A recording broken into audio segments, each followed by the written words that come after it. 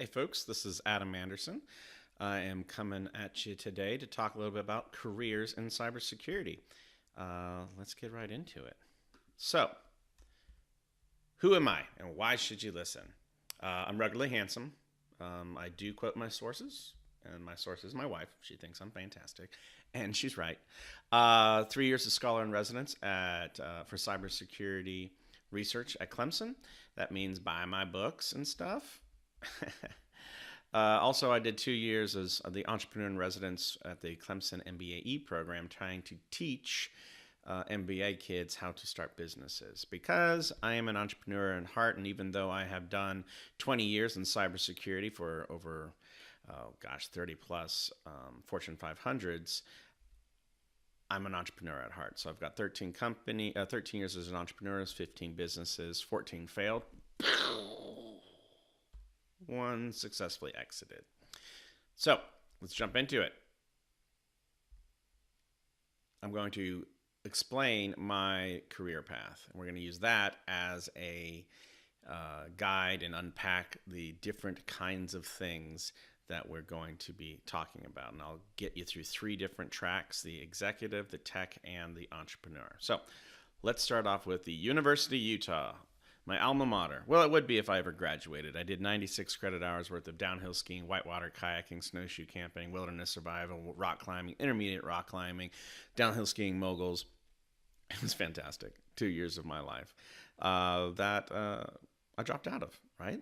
So I loved playing video games. This was back in '95, folks. So in order to play video games, there was none of this computer connected to the internet online gaming thing. We had to run coax cable and terminate it and get all these boxes. So I had to learn networking. I had to learn how all these things put together because I wanted to play video games. And that taught me everything I needed to know to actually make a career out of it. So I went and got my Microsoft Certified Systems Engineer certification. And by the way, I failed Networking Essentials 6 times. That was fantastic. Took that, and I went and helped with this thing called the Y2K bug. Yes, ladies and gentlemen, you are welcome. I jumped on that as a 20-year-old, and I saved the world from Y2K. I take as much credit for that as I deserve.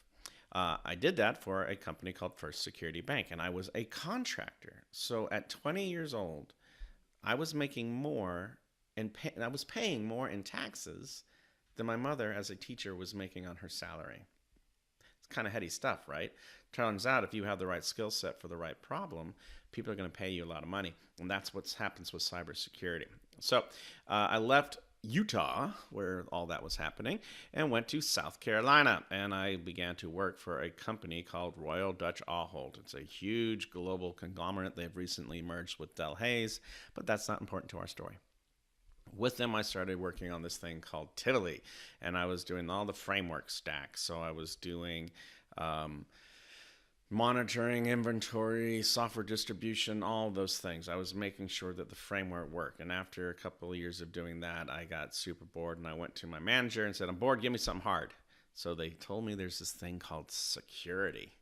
And lo and behold, here I am. I now am in access management, and I am making the world a better place, controlling who has access to what data. And eventually that bled over into identity management, but access management, that was my sweet spot. Ahold, in their great wisdom, decided to outsource IT to EDS and then later HP.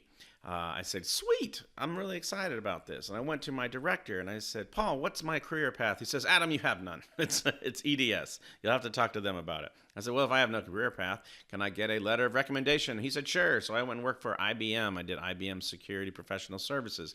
And this is where I got most of my exposure to executives and doing technical sales, meaning it's not enough just to do the technology. You had to convince the executive that it needed to be done. And I learned a lot of lessons in 3 years. So much so that I decided to start my own company. So I started a IBM business partner where I would do identity and access management, but I did it for myself and sold IBM products. My first customer, right back to Ahold again, because, I was on the road for 3 years and my golden retriever started getting mad when she saw me. Here's a hint. If your dog doesn't like you anymore, you're on the road too much. So I did that for a while and eventually fired myself and put a CEO in charge, probably around 9, 10 years into it. And I became the chairman. And the chairman does things where, like, go and does TED Talks. And I got really interested on the behavioral side and the process side, not so much the technology side. And that led me to start another company, which was a awareness company to help folks understand cyber risk throughout their entire supply chain. It was glorious, and it completely failed. Boom! Right, another giant failure. That one cost me $650,000 of my own money, and it really helped my marriage. It didn't help my marriage, not a whole lot. But I turned around and sold the other company, and so everything was fine. I then moved on into what I'm currently doing now, which is I'm fascinated with the idea that cybercrime is not a computer science problem, it's a behavioral science problem. We put up all these things, all these cyber fortresses, and they get breached as soon as someone clicks on something. It's really sad. So Hook Security is a cyber behavioral company that helps the employees of the company not click on things. So we send fake phishing attacks and use edutainment to make it a friendly interaction rather than a shaming interaction. And also, I've gotten real into how do cybersecurity people interact with each other and help each other. And so I partner with some of the fine folks at BSides and around here to kick off a initiative called Cyber Masterminds. And we'll talk all about that later. So that was my career. That's where I'm at now. I launched entrepreneurial cybersecurity ventures, get into a whole lot of business, and all of it is based off of this career path. So I touched on 3 different things here. I touched on the technology track. I started being a technology expert.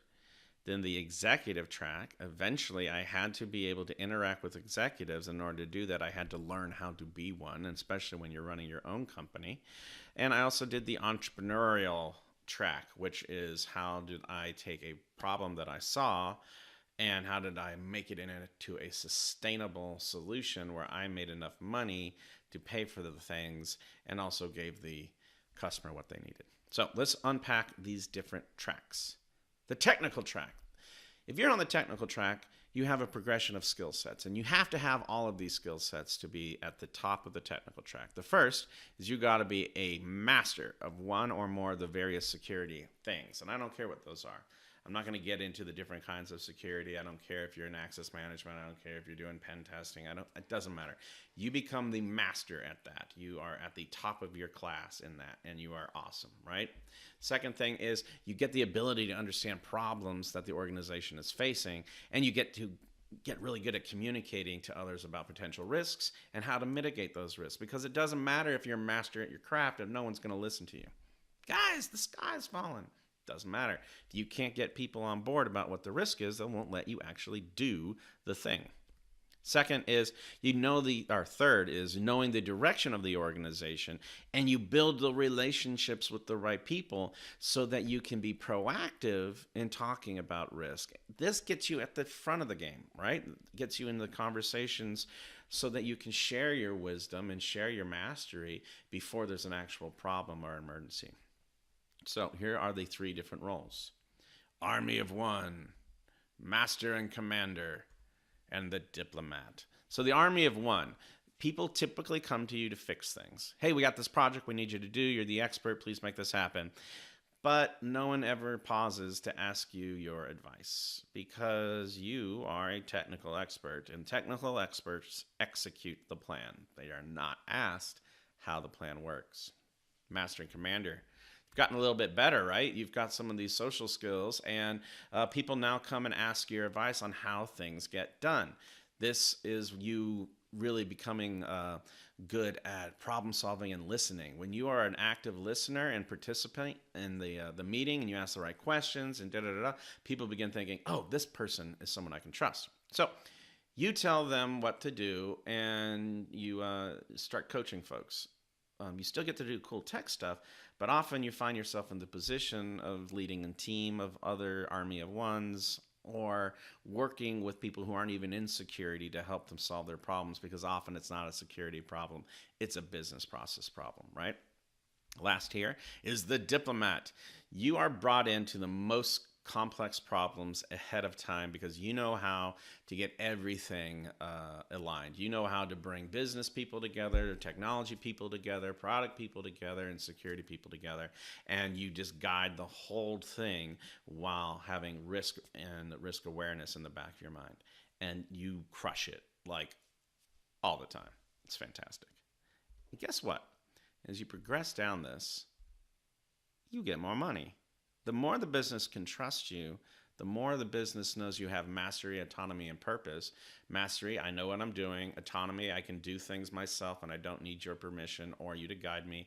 And purpose, I know why I'm here and I know where the company is going. When you can show people you have those things, they begin to trust you more. And the more you're trusted and the more valuable you are, the more money you get. See how that works? Yeah. So the executive track. The executive's a little different, right?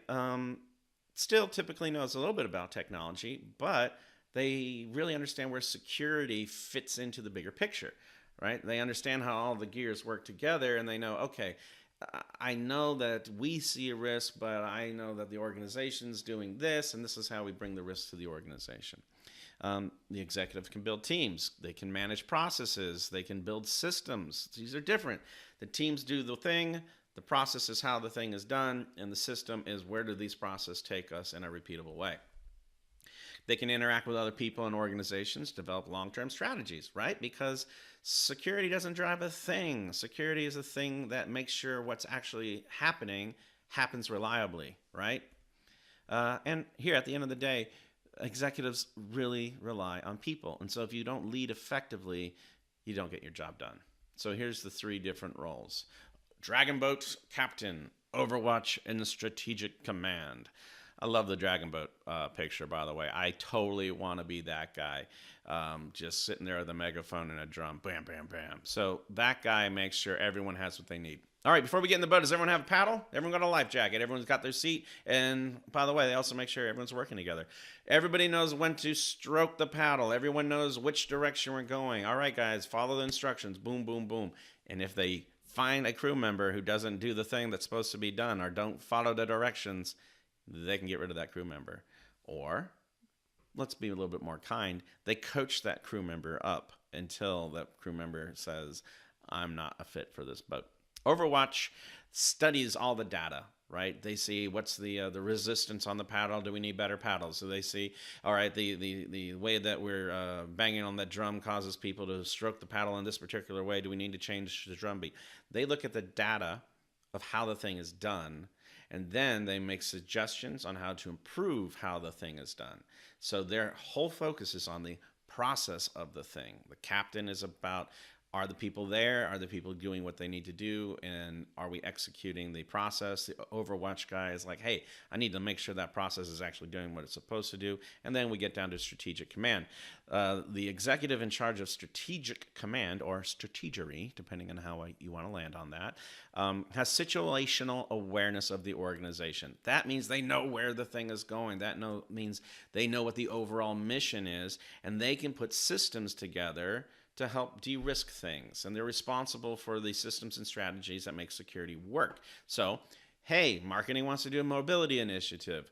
The executive in charge of strategic command understands that and goes to them and says, by the way, did you know that there are access controls, and here are the security controls that need to be in place, and here's why, because if the risk doesn't get addressed, this is the potential outcome. Remember, he said, by the way, did you know? The executive didn't go in and say, you have to do all these things. The awareness of what's going on means that the executive's job is to bring risk data to other executives and let them make the decision, right? See how that works? So strategic command makes the systems. Overwatch makes the processes. Dragon Boat Captain makes sure everything happens the way it's supposed to, following the systems and processes. And you guessed it, money, money, money, right? The more you are closer to the heart of how the business works, the closer you are as an executive to that boardroom table where the direction is being sent, and the closer you get to strategy and the farther you get away from execution, the more money you will make. Because if you screw up, if you set up the wrong system that produces the wrong processes that then makes the dragon boat captain drive in the wrong direction with the wrong paddles, yeah, the company fails. So, people, process, systems. That is what an executive is looking for. And then it does come back to mastery, autonomy, and purpose. Boom, boom, boom. All right. Now let's talk about the next one, entrepreneurship. And actually, before we do that, let's talk about how people make money. There are 4 ways that you make money in this world. You can either be an employee, you can be self-employed, you can be a business owner, or you can be an investor. And people think this is about money, but this is really about time. See, employees, they trade their time for money. I work 40 hours a week at hourly rate XYZ or for salary ABC. You get my time, you give me my money. And the better I am at my craft, or the more valuable you find what I do, and the more valuable my time is to you, the more money you pay me. Self-employed is very much like employed, except now you're taking more responsibility, and therefore you get more money.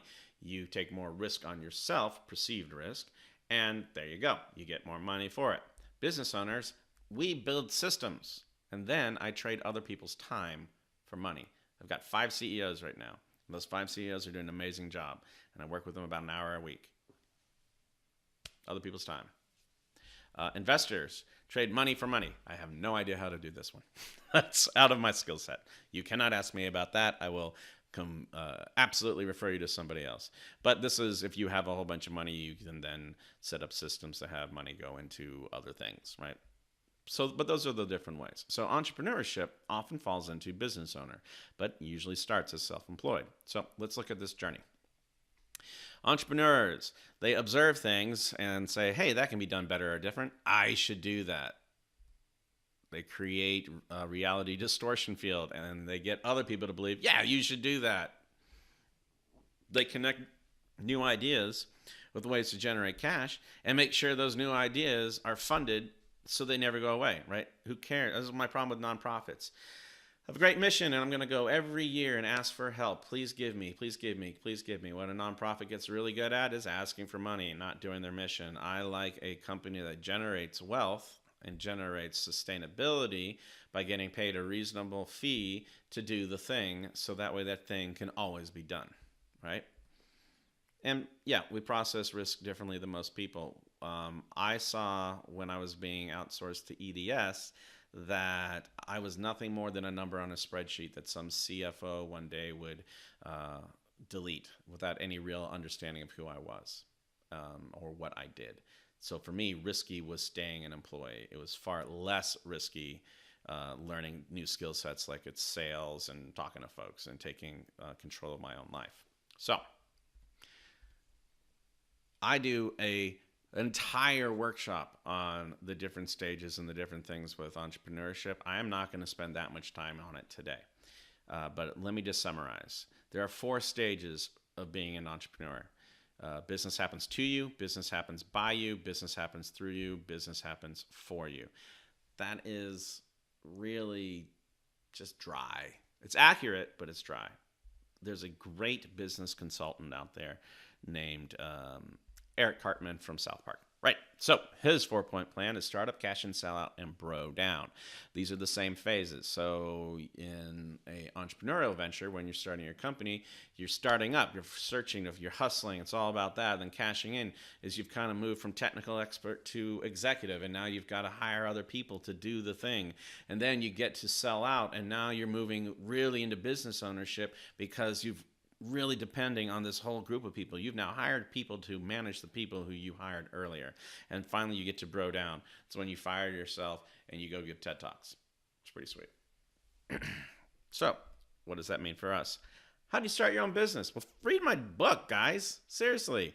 No one does. This one here, Built to Survive, walks you through exactly how to build a consulting company and where cybersecurity fits in it. I basically rewrote Star Wars and made Luke Skywalker this lady named Jane, and she does the thing. So read my book. Fantastic. Also, find a problem that needs solved. That's the tech track or executive track. You find a technical problem that needs to be solved, a system problem that needs to be solved, or a process problem that needs to be solved. Come up with a solution. Verify that someone actually thinks it's a solution by asking them to give you money, right? And that money means that they actually have pain, Because a lot of people have pain, but they have no money. And then if you fix the problem, it's not sustainable. Sometimes they have pain, but they don't have authority, meaning I am in pain, but I do not have permission to solve that pain. I can't actually do it. So pain, authority, money. Do they have pain? Can they make a decision? Can they give you money? And if they can do those things and you solve that problem for them, then you're off to the races, right? Next thing is, do they have friends who also have the same pain, who have authority and budget? And if they do, they need to tell their friends about it. And you figure a way to solve that pain for those friends, and you're rocking and rolling. The goal here is to make more money than it costs to solve the problem, take care of yourself and your family, and run the company. Let me run you through my personal examples. Palmetto Security Group. I did nothing more than access management consulting. I did the exact same job I was doing when I worked for Ahold and working for IBM, but I did it for myself as self-employed. Eventually, they kept asking me to do more and more, and I had to hire more and more people to do the thing. And I was really bad at it. I forgot to invoice for $80K one month. It was like, whoops, I'm not good at math or running books, but you get through it, right? And that we scaled up to 20 plus people. Then I did Atlas Vault, and the problem I was thinking of was, hey, no one has transparency into their supply chain's risk, so I should totally make a company and a software product that did it, and I spent all this money, and I solved a pain for people who didn't have authority or budget. So that one failed. Hook security. We're solving the pain point of, hey, people keep clicking on stuff, and when you try to force them to watch an 8-minute training video, they get really angry, and rather than be open to education, we are shutting them down. So hook security, the problem I've found is nobody wants to learn to be a cybersecurity expert. Everybody wants to be entertained and get pattern recognition. So we do 15-second funny videos when you click on a phishing attack, and we trust the genius brain is going to do pattern recognition. If you get enough funny videos, you're going to figure out why you keep getting those funny videos. It's literally how the brain works. It's how you learn to do things as a baby. It still works now. And last here is cybersecurity masterminds, right? Cyber masterminds. The problem I saw is, look, oh, yes, and people are giving me money for hook security. So I proved that crap works. And then cyber masterminds. Look, the big problem with all this stuff is that we never get a chance to actually work on our emotional intelligence. What do I mean by that? Let's take a look. Here's the problem with every single role. Here's the problem with the tech track, the entrepreneur track, the exec track. We're all going to face the same thing because typically we start off at being super awesome at something, but we are lacking people skills. Most of us in this room are easily masters at our craft.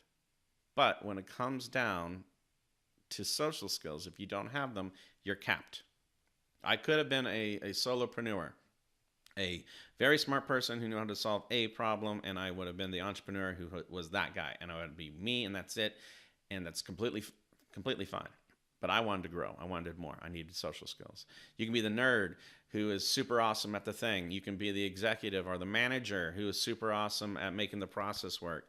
But eventually, to get to more money and to get to more benefits and to get to more accolades and all of the things, you will eventually have to work with people.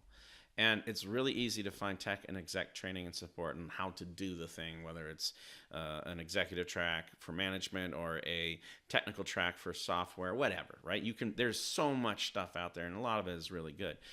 But it's really hard to find emotional intelligence support for cybersecurity professionals. So, train your own damn self. That's the goal of this, is in order to get better at cybersecurity and both technical and exec, you need to bring cybersecurity problems and business problems to other people and learn your own emotional intelligence. You'd learn it by doing. So here's what that looks like. In Cyber Masterminds, we're putting together small groups that get together on a Zoom call for an hour every other week. A member of that group takes turn being in the hot seat, and they bring up an issue they're facing, either tech or exec.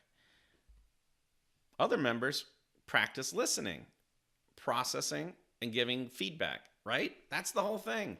If you can do those three things, listen effectively, process the data they're giving you, and give you feedback to that problem rather than go off on your own tangent, you are practicing emotional intelligence. You are winning at life, right?